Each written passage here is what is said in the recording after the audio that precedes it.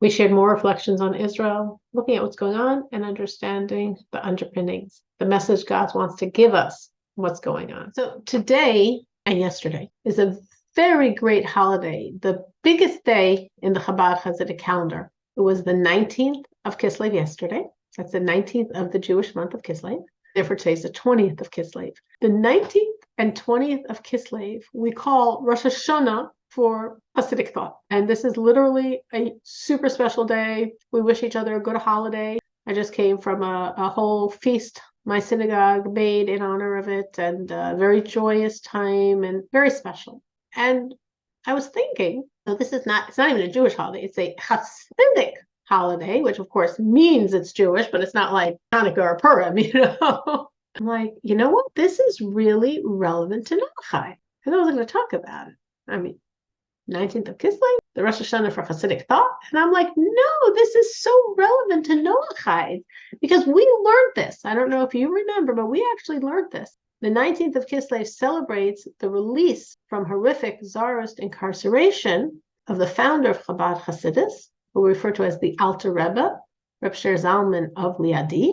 And he was freed in 1798 from a very, very severe sentence taking away his life. And after he was freed, he wrote a letter to another great spiritual leader at that time, who was very close to him, was also related to him through the marriage of their grandchildren, called Reb Levi Yitzchak Abardichev. And he wrote a letter to this Reb Levi Yitzchak Abardichev, stating and emphasizing that the miracle of his complete exoneration, his complete freedom, he was supposed to get the death sentence. And instead, he was completely free. That never happens. They're not talking about America here. We're talking about in Tsarist Russia, where, everything was written up before you got, before they started interrogating you. It never happened. So this absolute miracle of his complete exoneration tremendously impressed all the ministers and officers of the Tsar. And they realized this is the hand of God. There's no way to explain this logically. No way could a Jew, what's more despicable in their eyes than a Jew, come in with the greatest crimes against him. He was taken in the black wagon, reserved for the worst criminals against the state, done deal death sentence, and 53 days later, he's free. This was complete hand of God, to such a degree that it completely changed the ministers and the officers, and they really recognized the workings of God in the world. And this is what the Alter Rebbe, as we refer to Reb Sher Zalman of Liadi, the founder of Chabad Hasidus, who his freedom is what we're celebrating today. This is what Alter Rebbe focused on when he's writing this letter to this other great spiritual giant to tell him the miracles of the time, tell him what was so special, the hand of God. He's focusing on how the ministers and officers of the Tsar were so affected. Why? Obviously it's great. Obviously it's wonderful. Obviously we're happy the ministers and officers of the Tsar saw the hand of God. But is this the most significant thing? Exactly. So why is that what the Alter Rebbe focused on? Why was that so important that that's what he focused on in this letter? Because he was looking at the impact of how the world is changing because of what happened to him. That's the point. The 19th of Kislev is the next stage in the washing the world with the inner dimension of God's Torah, spreading that inner dimension to the whole world, transforming the world for redemption. This is the process. Now, if we go back 2 generations before the Alter Rebbe was the 3rd generation from the beginning of the Chassidic movement. Might sound strange because I said he founded, but there was the broad Chassidic movement founded by the Baal Shem Tov. And then his successor continued this, the Maggid of Mezrich, whose date of passing was yesterday.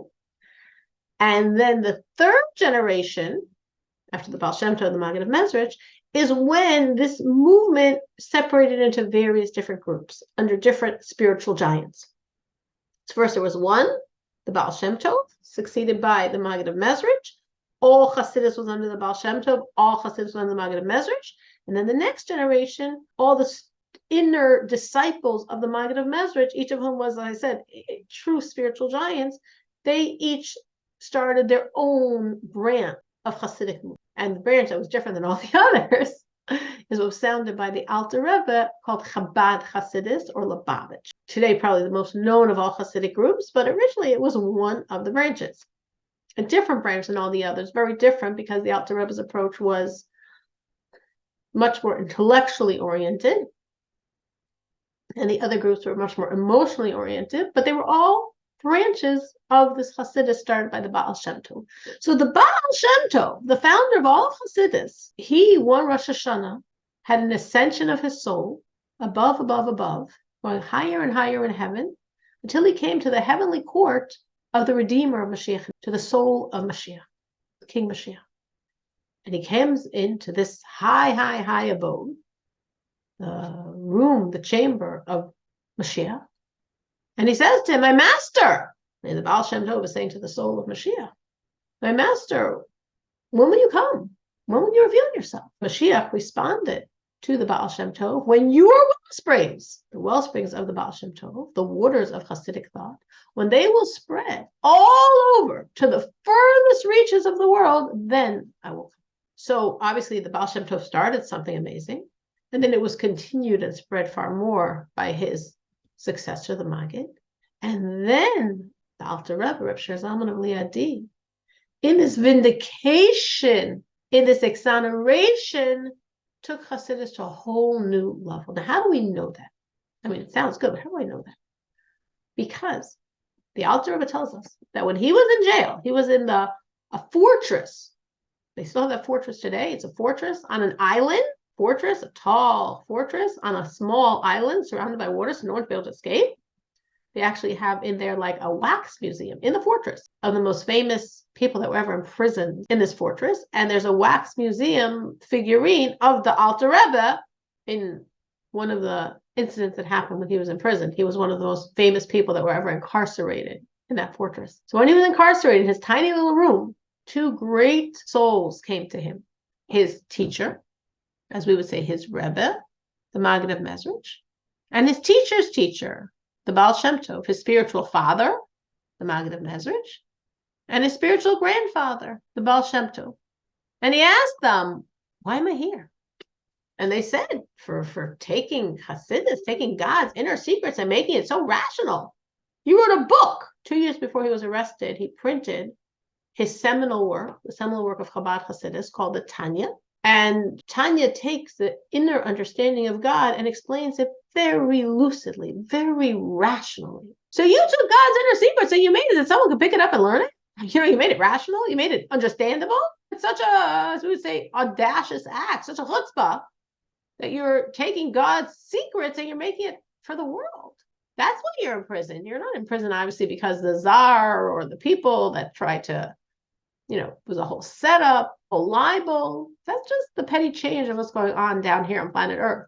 This is all reflecting a real serious court case going on above. That's a real serious court case against what you're doing, against this intense spreading of God's inner secrets to the world. So he said, whoa, if that's why I'm in prison, when I, God willing, get out, should I stop? And they said, no, spread it even more.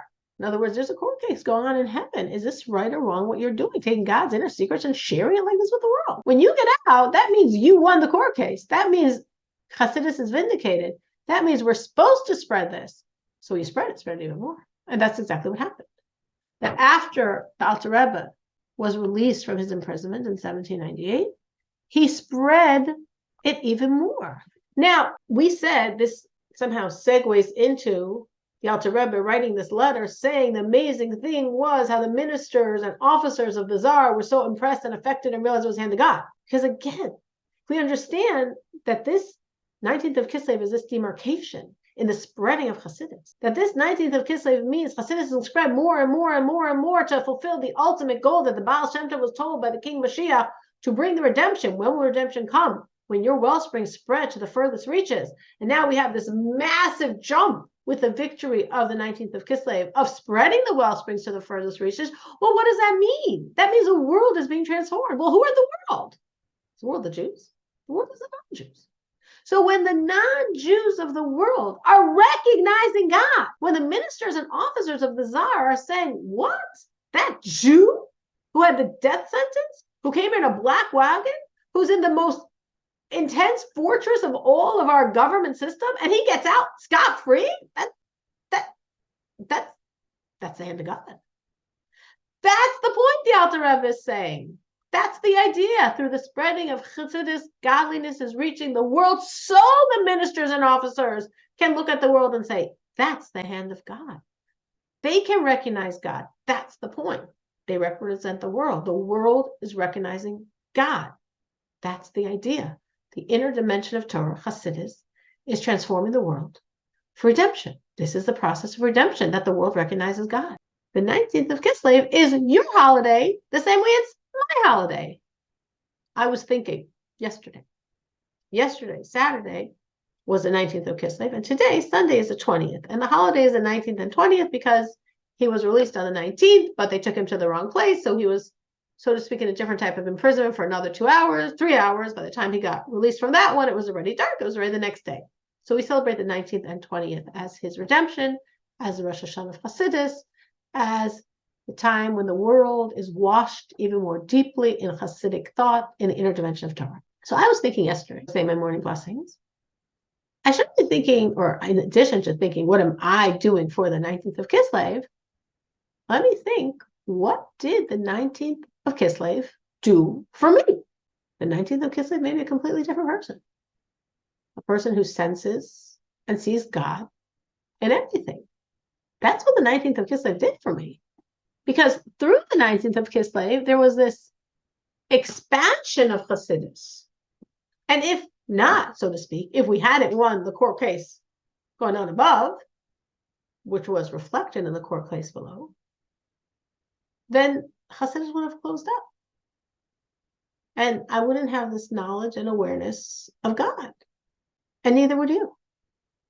God would be more in the books for me, more abstract, not personally feeling him, more a God of judgment and less a God of love. And the same for you. So would there be this revival of the Noahide, this sensitization in the people of the world to God without Chassidus? I doubt it. So this is your holiday. Just like mine. You should celebrate your relationship to God and your awareness of God.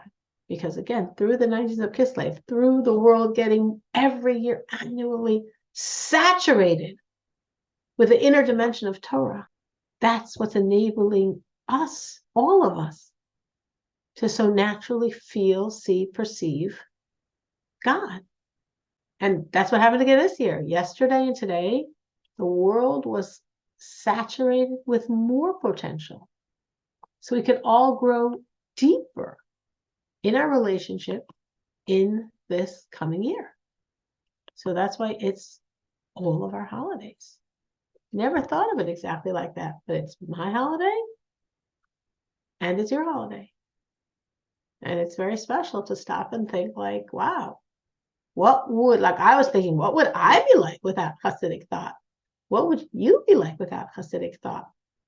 You say, well, why is it affecting me? Because it's changing the world. It's making God accessible to the world.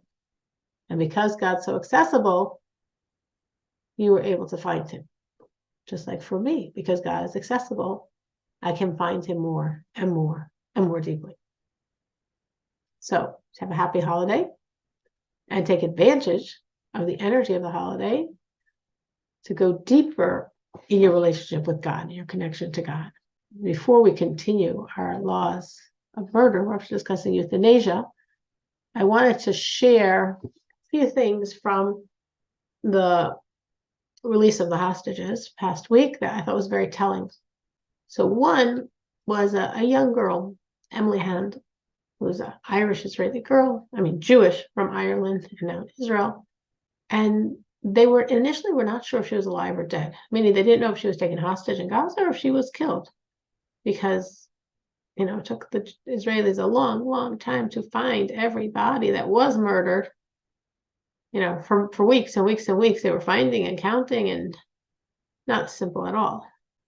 When they didn't even know if she was alive or not, they bought a letter for her. Remember, I spoke about the concept of a letter in a Torah scroll, and this is protection. So they bought a letter. Now, when you buy the letter, you are not told what letter in the Torah you got for a very simple reason. First would be that letter. Oh, I don't like that letter. Oh, I got this very important word in the Torah. I feel great. Oh, I got that word in the Torah. I feel really bad. So to avoid all that, we're not told what letter, what word we got when we're purchasing a letter in the Torah scroll. But we are told what Torah portion, what parsha it's in. And you get a certificate that says the name, not the word, not the letter, but the parsha, the Torah portion. And the letter that was bought for her, again, just the hand of God, her letter was in the Torah portion of Vayetz. And that was when she got out of captivity, on the Torah portion of Vayetz. And similar, there was another child, so sad. We see the pictures of these children, these young children, that was held captive. He was held captive for 53 days. He got out on the 53rd day of his captivity. And his name is Yagel Yaakov. In Psalms, in Tehillim, in chapter 53 is literally his name, Yagel Yaakov. So 53 days of captivity, 53rd chapter of Psalms, his name, Yagel Yaakov. That's when he got out. What's the point? What do these things demonstrate? To me, what they demonstrate is it's all God. Every single detail. Every single detail. The day you're getting out, everything. It's all God. What's random? What letter you got in the Torah when you purchased a letter? What's important is you purchase a letter, you have protection, which is true. That is what's important. But everything's precise. Everything's God. And I think it's really important not to forget that and to cling to that thought, to take strength from that thought, to take reassurance, to take comfort, not to panic with all the logical fears based on what's going on now. Jewish people are not logical. Jewish people are godly. It's all coming from God. For God, everything is possible. So when we see, like with this child, I feel it's just another way of the veils parting a little for us to be reminded it's all God. It's all God. It's good. I wanted to, for a similar reason, share another miracle. Now, there's so many miracles coming out. So many. I'm going to just share this one. It really resonated with me. I think the reason why it resonated is because my sons do the same trick that the man did in this story. So this was a soldier in Gaza, and they were eating lunch, and they have these army rations that are pretty bad. And they give them these cans of tuna that are really horrible. And the way they make them a little edible when they're in training is because there's a lot of oil in the tuna, they light them on fire, and then the whole thing sort of explodes, and it smokes the tuna, and it tastes a lot better. And I'm saying, I think boys have learned this with other things as well, and my sons do the same thing. I don't see it actually with tuna, but they do it with sardines, same idea. So I don't let my sons do it in the house, but they go outside and they put the fire, and the whole thing explodes because there's so much oil, and then it smokes, and it tastes so good, and it's so cool if you're a boy of a certain age. This is what the soldiers would do because tuna is really bad. So they smoke and it tastes better. So here they are on lunch break, this group of soldiers in Gaza, and they have this not very edible tuna. So one of the soldiers does, what they always do when they're, practicing, or, he takes out I don't know if he had a match, a lighter, and he lights up the tuna, and the whole thing lights on fire. And right away, someone said to him, "What are you doing? There's a lot of live ammunition here. This isn't, we're not just, in a park. We all have our weapons. There's lots of ammunition. This is super dangerous." And he's like, "Oh my gosh, you're right. Like, I totally think." He just took it, and he just, probably not very appropriately, but just like totally like scared instinct, he just threw it. And he threw it, and they heard like an explosion of bang. They're like, "Oh my gosh, where did it go?" And they looked where the direction it went. He threw the tuna. I mean, it was a ball of fire, so to speak, a little ball of fire. But where'd it go? It's like a pink. And then they see, like, from the direction of the bang, a number of terrorists of Hamas coming out with like their hands up. Like, what? And they, of course, the soldiers quickly like took them under arrest. They seized them. What is going on? So after they put the Hamas men, in captivity after they took care of them. They checked and they saw that where the can of tuna had gone was into a Hamas tunnel. And all of these terrorists have been in the tunnel with their live ammunition.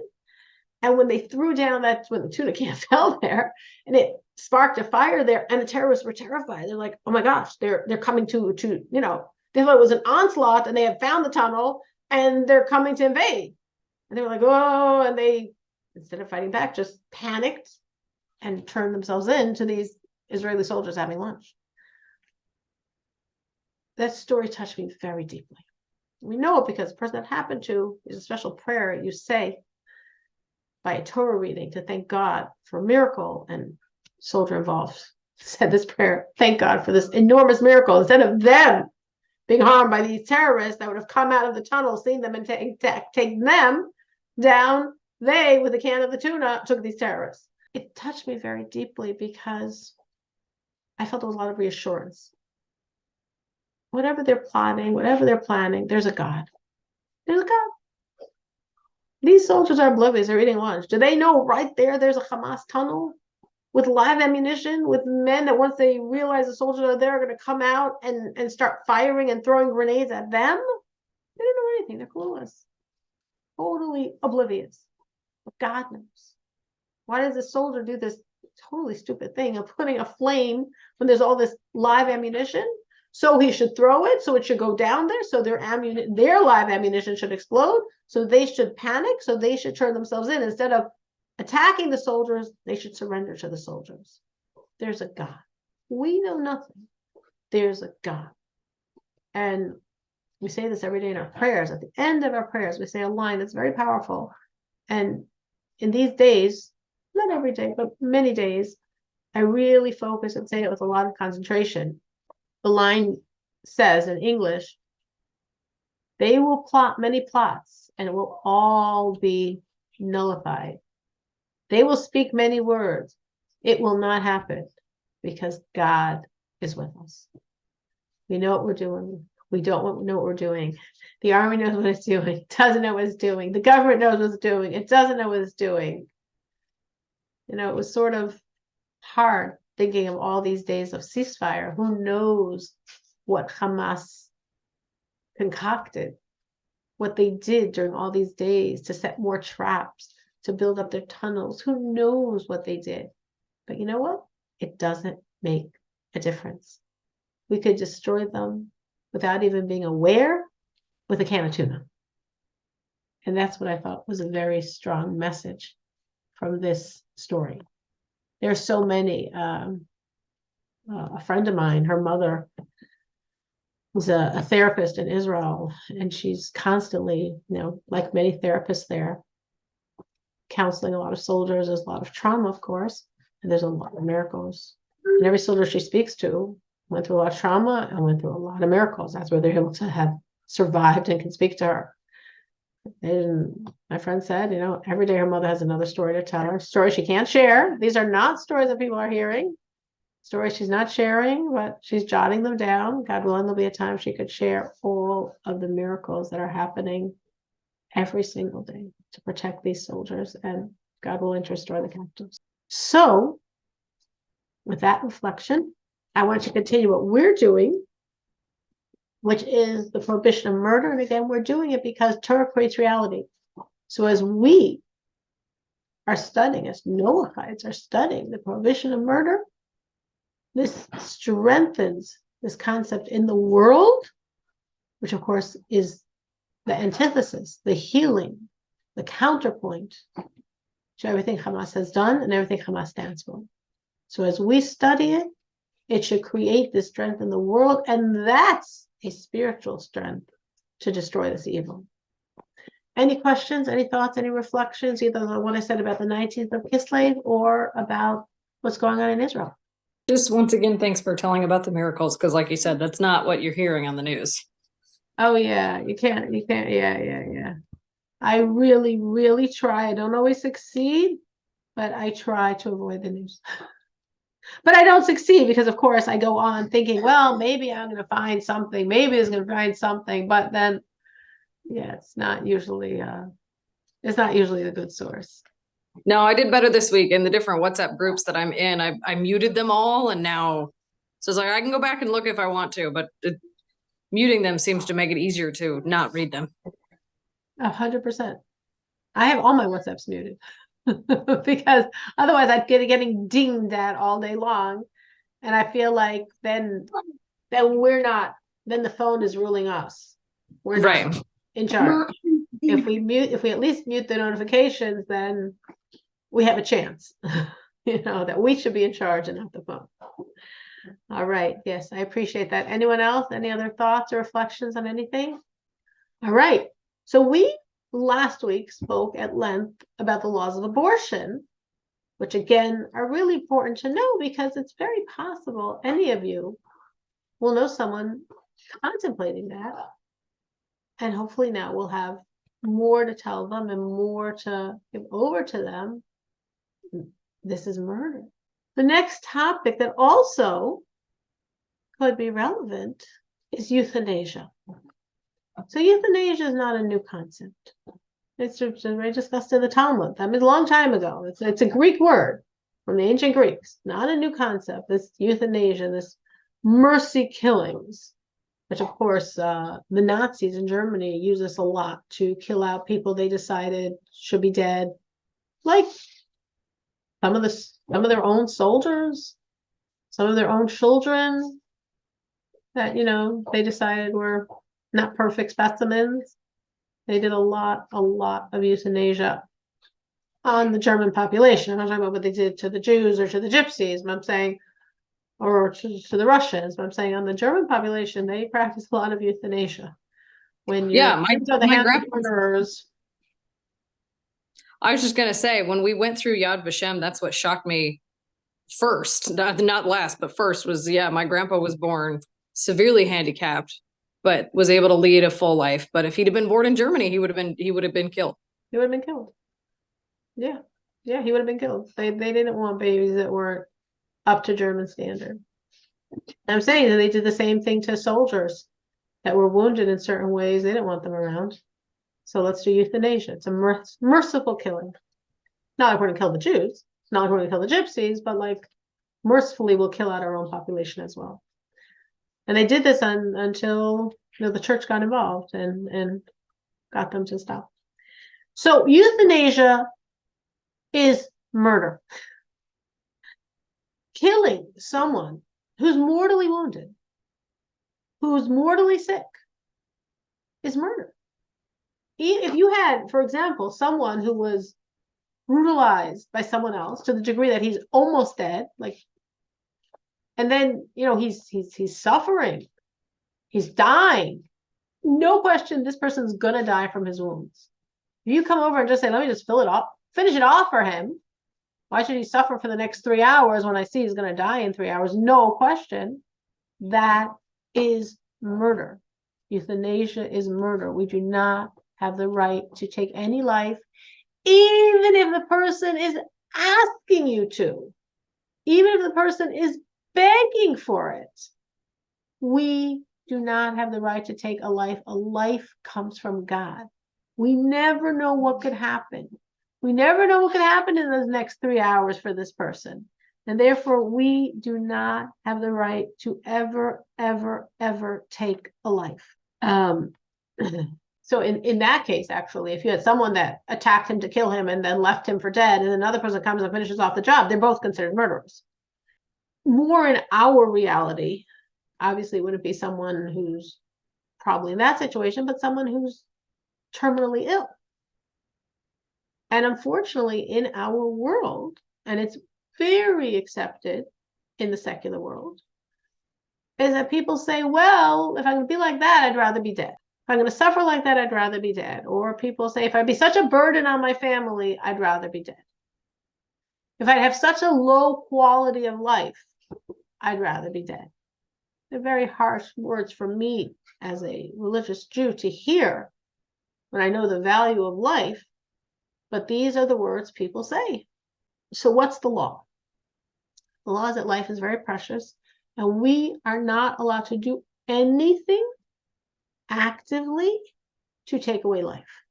To the degree that if someone is dying and any touch, Sage is explaining that touching a dying person will hasten their death. If a person touches a dying person, it's forbidden. It'd be like murdering him because you make him die faster. Now, of course, if someone was dying and they had a beloved child or parent or spouse nearby who touched them, we're not going to take that person to court and call them a murderer. So it's not in a practical sense. If a person slipped up and touched this dying person, the court system wouldn't come after him for murder. But they shouldn't do it. It's considered hastening the death. Any touch could hasten the death of a person who's dying, and we're never supposed to do anything to take away life, even though this person is dying. We don't touch, we don't do anything that can make more quick the process of a person's losing life. Now, obviously, if you're touching the person to try to save their life, like if you're touching them to do something that could resuscitate them or give them life, revive them, if you're touching them in a way to lessen their suffering as they're dying, that's 100% permissible. But just to touch, like we of course have a tendency to touch people, to give them that comfort, that touch. We're told, no, if someone's dying, touch is going to hasten their death, and we're not allowed to do an act that will make life leave more quickly. And again, the whole concept of euthanasia, a mercy killing, is completely forbidden. And unfortunately, societally, it is something that you more and more hear people talking about. I mean, you also see in the news when people get in trouble for doing it, and there was some doctor that, was doing a lot. It's mercy, compassion. These people are terminally ill. These people are in tremendous pain. They don't want to live. So I'll just give them a shot, and then we just removed all their suffering forever. No, we don't do that. That's called murder. That's called murder, and we do not do that. Even if the patient is suffering, even if the patient wants his life terminated, we still are not allowed to do anything to take away life. And the person who does it, like if a doctor will give a shot to take away the life, that is considered 100% murder in God's Torah. Now, I want to discriminate, because this could be very practical, so I want to understand the difference. There's a very big difference between doing that and passively not continuing life. So, for example, if a person, when they were completely healthy, completely clear-minded, they said, in such and such a situation, don't keep me alive. Don't put me on life support. I don't want to, I don't want to be around if that's my situation. If that's my quality of life is life support, I don't want it. They said that, they wrote it, they told all their kids, that's what they want. If a person comes to that point, according to God's rules, you are allowed to not put them on life support. Because putting them on life support is prolonging their life. So if they don't want it, and they told this to you in their very clear mind, you're allowed to respect that and not put them on life support. That is very, very different than doing something to stop a life. And I want to make it very clear, because again, this happens in reality. There's doing things to proactively continue life, and there's doing things to take away life. We are not allowed to take away life. We are allowed in certain situations, like the one I just outlined, not do things to continue life. So we can passively allow the person to die if that's what they want. And they said that to us when they were completely clear-headed, and we know this, and it's factual, and it's not just something one person thinks they heard. We can do that, but we can't do something to hasten their demise, to hasten their death. Have any of you had to deal with this yet? Because obviously these things do come up in our world. So you bring me to the next question, because we did have to deal with this actually a number of years ago with my grandma. because she had she had a do not resuscitate, but they didn't tell the doctors, and so it was this whole 2-week horrible saga. But my question then is, so once the person is on life support and is very likely to pass away once it's removed, say a breathing tube, but they're essentially a vegetable, they're because the only way to keep the breathing tube in, they have to be completely in a coma, sedated, you know what I mean? So it's like, at that point, removing the life support, it's not quite actively killing them, but it's also not keeping them alive. Where does that fall? The question is where they'd be handled, where they'd be holding. If the person is already what we would call clinically dead, which means they don't have any heartbeat, they're only alive because of a respirator machine. But from a clinical perspective, there's no pulse, there's no heartbeat, there's nothing happening to their body. In such a situation, you are allowed to turn off a respirator because that person clinically is considered dead. The person is not clinically considered alive. But not everyone in life support is in that situation. So if they're in a situation where no, they're not dead, but if we remove the life support, they would be dead, then you're not allowed to remove the life support. Mm-hmm. You don't have to put them on life support, but you're not allowed to remove the life support. And that's right. Exactly the difference. Because if I just didn't put them on life support, I didn't do an act to extend their life because I know they don't want to, but I didn't do anything proactively to take away their life. But once they got put on life support, so now I was asking a very practical, realistic question. Once they got put on life support, if they're still alive because of the life support, but they're still 100% alive, removing the life support is an act of killing them. And we're not allowed to do anything to take away life. So the only time a person will be allowed to do that is if according to the doctors, they're already clinically dead, like in a situation where they have no heartbeat, besides for the respirator machine. That was the big challenge with us, was because she never wanted to go into that kind of situation in the first place, but then she was. So now what do we do? Because yes, she had a heartbeat. She was kind of sort of responsive, but they had to keep her heavily medicated, heavily sedated to keep the breathing tube. And that was what the doctors had told, the family, was that she never had really good lungs, even from a little kid. So it was like, once we take the breathing tube out, that's probably going to be it. But otherwise she could be like this for 20 years, but she's going to be like this, totally sedated, to have the breathing tube in. It was awful. It is a very hard challenge, and maybe something to speak to a rabbi if there'll be some way to look at it differently, but I'm just giving you the basic facts. Obviously, if you're in that situation, obviously people are in that situation, and it's sometimes it's exactly this challenge. But according to the basic reading of law, there's nothing you can do at that point once it was already set up. But again, maybe some rabbis would find some gray area depending on how they're. I'm not a rabbi, and definitely not a rabbi of this. So I'm not a rabbi of anything. But the basic law would be, you didn't have to put her on it, but once you put her on it again. But again, now why am I saying you didn't have to put her on it? Because she clearly had a do not resuscitate. But if she didn't have that, then you are supposed to put her on it, because who are you to decide she should have a shorter life?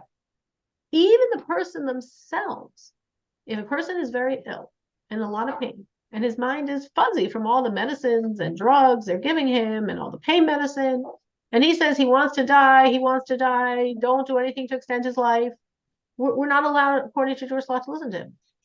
Because his head's not clear now. We don't know what he really wants.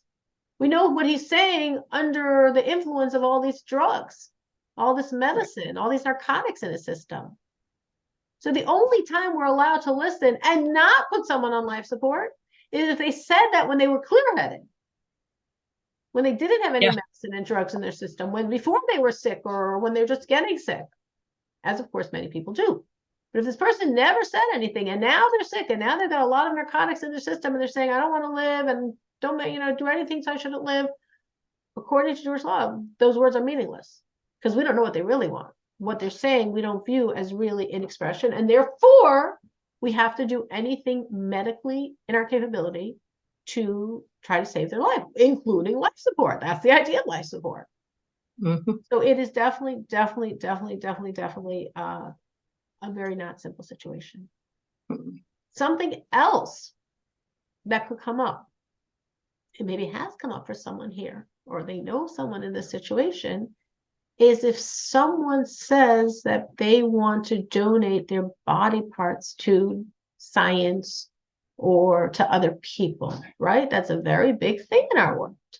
It's considered a very altruistic thing to do, a very humane thing to do. You're dying anyway, but someone needs a heart and you have a healthy heart. Someone needs a whatever. You have these kidney and liver and thyroid and all these body parts that you could farm out for people that don't have them. You're dying anyway.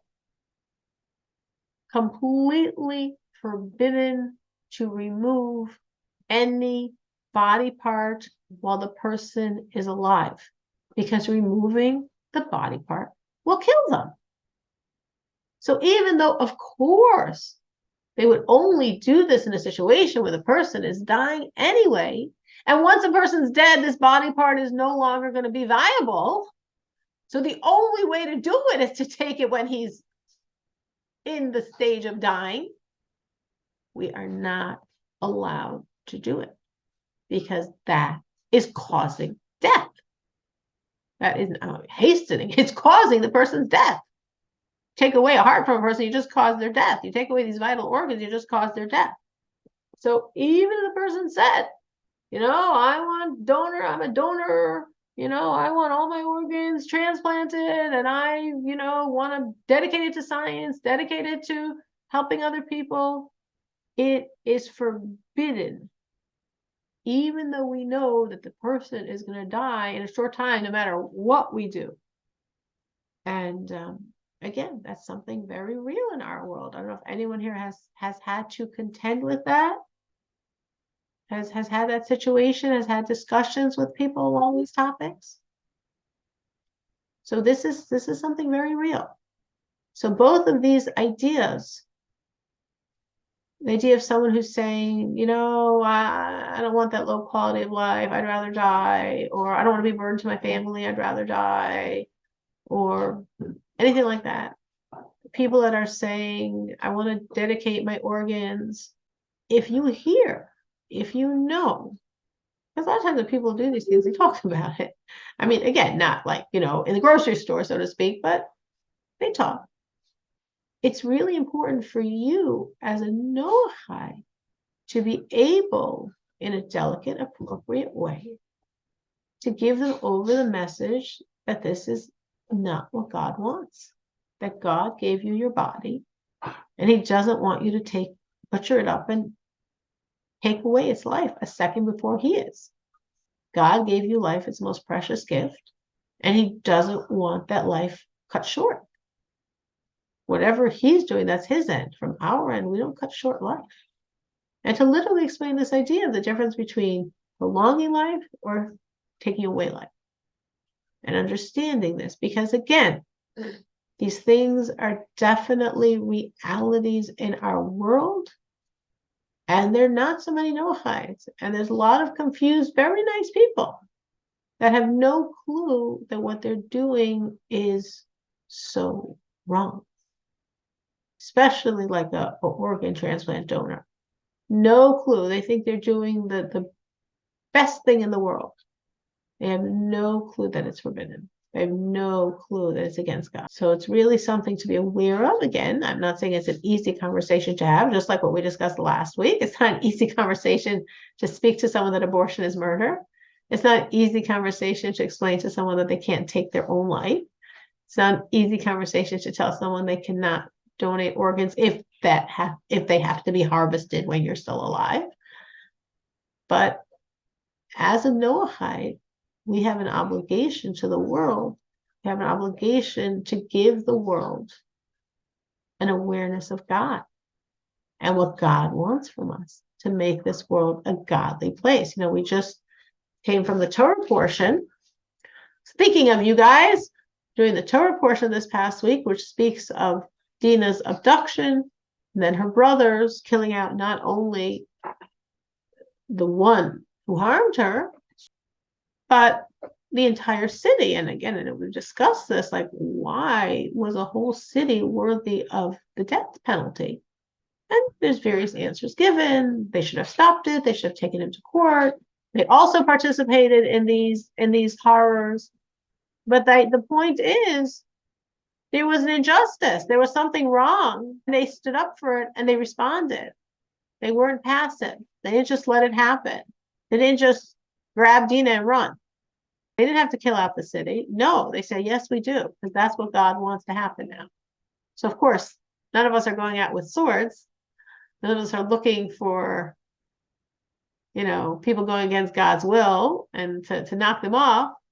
But in our way, with gentleness, with wisdom, with love, with compassion, we have an obligation to give the world the message of God.